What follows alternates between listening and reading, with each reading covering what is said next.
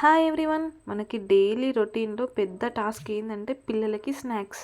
So, స్కూల్‌కి వెళ్తారు కాబట్టి వాళ్ళకి compulsory lunch box, snacks compulsory prepare చేసి పెట్టాలి. సో, స్నాక్స్ అనేసరికి మనం హెల్తీగా చూసుకోవాలి కదా! బ్రేక్‌ఫాస్ట్ హెల్తీ పెట్టాలి. స్నాక్స్ కూడా హెల్తీయే పెట్టాలి. సో, మనకి పిల్లలకి మొలకెత్తినవి పెడితే చాలా హెల్తీ, వాళ్ళు చాలా స్ట్రాంగ్‌గా ఉంటారు. సో, నేను నైట్ అంతా నానబెట్టిన శనగలు మార్నింగ్ ఇలా బాయిల్ చేసుకున్నాను. ఇవి 3 విజిల్స్ వచ్చేంత వరకు ఉడికించుకోవాలి. ఆ తర్వాత తీసేయాలి. చూడండి ఇప్పుడు మనకి తెలుస్తుంది కదా! ఉడికిపోయాయి. ఇలా ఉడికిన తర్వాత మనం ఇది కొంచెం పోపైనా వేసుకోవచ్చు, లేకపోతే డైరెక్ట్ ఇలా అయినా పెట్టొచ్చు. డైరెక్ట్ ఇలానే పెడితే సరిగ్గా తినలేరు అనేసి నేను కొంచెం లైట్‌గా పోపు వేశాను. లైట్‌గా ఆయిల్ వేసి.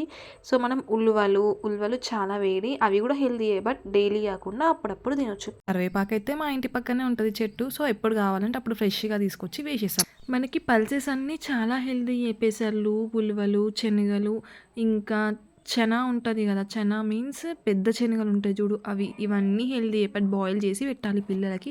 అలాగే స్ప్రౌట్స్ వన్ డే నైట్ నీళ్ళలో నానబెడతాం గదా! అలా ఇంకా నెక్స్ట్ డే ఒక క్లాత్‌లో పెట్టినామనుకోండి మార్నింగ్ వరకి మనకు మొలకలొస్తాయి. ఆ మొలకెత్తినవి తింటే కూడా చాలా హెల్తీ పిల్లలకి. సో, ఇలా పెట్టేసినప్పుడు నేను 2 చేసేస్తాననమాట. కొన్ని సెపరేట్‌గా ఇలా బాయిల్ చేసి పెట్టేస్తాను. ఇంకొన్ని క్లాత్‌లో పెట్టి స్టోర్ చేసి నెక్స్ట్ డే తీస్తాం. మొలకలైతే చాలా మంచిగా వస్తాయి.